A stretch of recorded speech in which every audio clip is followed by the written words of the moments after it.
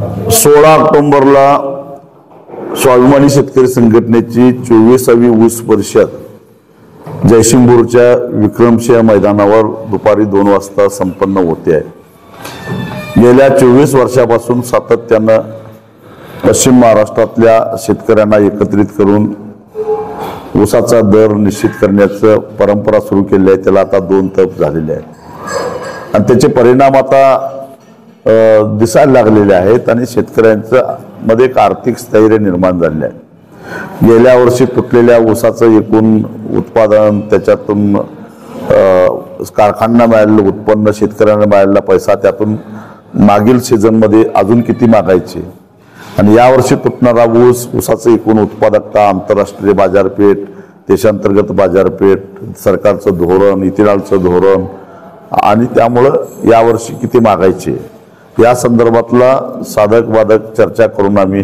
निर्णय घेत असतो आणि आंदोलनाची दिशा ठरवत असतो। यावर्षी सुद्धा अशाच पद्धतीनं सखोल चर्चा होऊन यावर्षीची भूमिका आम्ही 16 ऑक्टोबरच्या ऊस परिषदेमध्ये ठरवू।